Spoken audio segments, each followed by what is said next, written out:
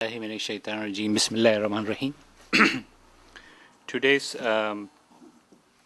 topic is Surah Al-Ikhlas. The last month we covered verses 1 to 2, and then this month we promised that we are going to cover the last third and fourth verse of Surah Ikhlas. I'm not going to do any review because at the end of the surah, inshallah, we have a summary of the whole surah, and then we are going to cover that. So inshallah, let's start with our surah. So, A'udhu billahi minash shaitanir rajeem, Bismillahir Rahmanir Rahim. Kul huwallahu ahad, Allahus samad, lam yalid wa lam yulad, wa lam yakun lahu kufuwan ahad. So the verse 3, wa lam yalid wa lam yulad, neither has he an offspring, nor is he the offspring of anyone. What Allah is mentioning in the surah is one of the questions asked was at the time of the Prophet, at the time when the surah was revealed, is what is the ancestry of Allah?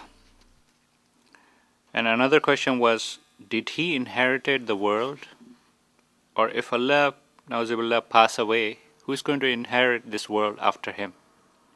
So this was the questions, and this was the dialogue going on when this surah was revealed. And in response, Allah responded, وَلَمْ يَلِدْ وَلَمْ يُولَدْ, neither has he an offspring, nor is he the offspring of anyone. So Quran explains this surah from other surahs, from other verses, and inshallah I will quote a couple of verses that explain this point. Allah is only one deity. This is Surah Nisa, verse 171. Allah is only one deity. He is far too exalted that he should have a son. Whatever is in the heavens and whatever is in the earth belongs to him. And then another verse in Surah Safat, verse 151. Note it well. They, in fact, invent a falsehood when they say Allah has children. They are utter liars. Again, Surah Safat, verse 158. They have invented a hood relationship between Allah and the angels, whereas the angels know full well that these people will be brought up as culprits. Another verse Allah is saying, explaining this ayah, these people have made some of his servants to be part of him. The fact is that man is manifestly ungrateful. They say the merciful has offspring. Glory be to Allah. They whom they describe as his offspring are his mere servants, who have been honored. And O Prophet, say praise is for Allah, who has begotten no son, nor has he any partner in his kingdom, nor is he helpless to need, and nor is he in need of any supporter. This is Bani Israel, verse 111. And then Surah Al-Mu'minun, verse 91, Allah has no offspring and there is no other deity as a partner with him. So in these verses, the belief of the people who ascribe real or adopted children to Allah has been refuted from every other aspect. And it has been claimed that it is a false belief and has been proved by argument from Allah. So this verse, وَلَمْ يَلِدْ وَلَمْ يُولَدْ, neither has he an offspring, nor is he the offspring of anyone, is in response to the question that the Quraysh was asking, what is the ancestry of Allah? And is he going to inherit, or who's going to inherit this world from him?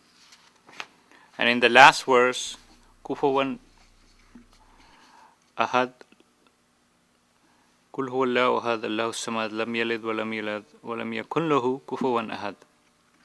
The word kufu, as used in the original, mean an example, a similar thing, the one equal in rank and position. So the translation is, and none is equal with him in rank.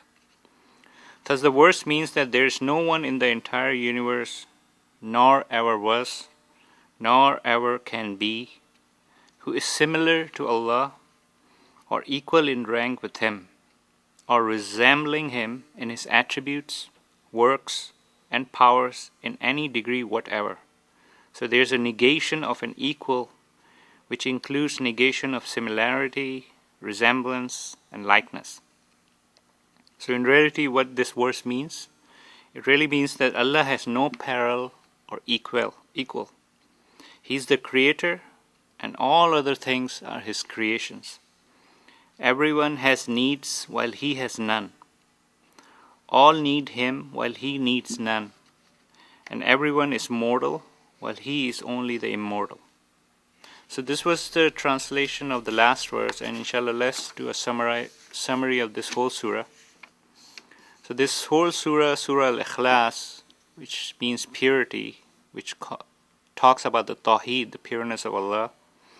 The message of this surah lies in the concept of Tawheed. It brings out by mention of certain complementary pairs of attributes of Allah, the essence of which is as follows.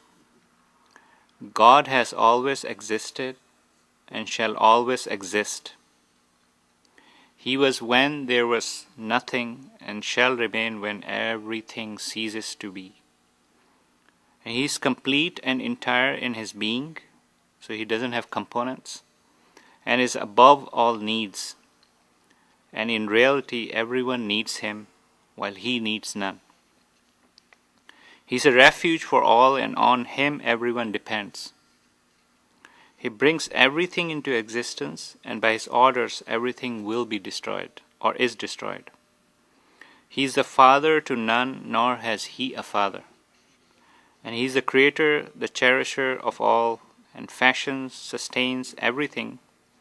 Nothing is from his substance and being. He has no peer or equal, and indeed all are his servants and slaves. So this was the explanation of this surah, Surah Al-Ikhlas, which brings the concept of Tawheed, purity. And inshallah, the reason why we are doing this tafsir, this explanation, is to remind all of us when we recite this surah in Salah, so that it is really a reminder for all of us that what is the concept of Tawheed. And the surah Al-Ikhlas, which is really 1/3 of the Quran, talks about this concept. So with further ado, I will inshallah conclude. And inshallah, if you have any questions or about this surah, please email us. And I think what's the email? reverts@wislam.org. reverts@wislam.org. So if you have any questions, any concerns about this surah, inshallah you can post the question, and inshallah we will answer it. And inshallah next week, as posted on the forum, May 2nd, Saturday 2 p.m., we will be discussing Surah Al-Zilzal, which is Surah 99, verse 1 to 5. And inshallah the reference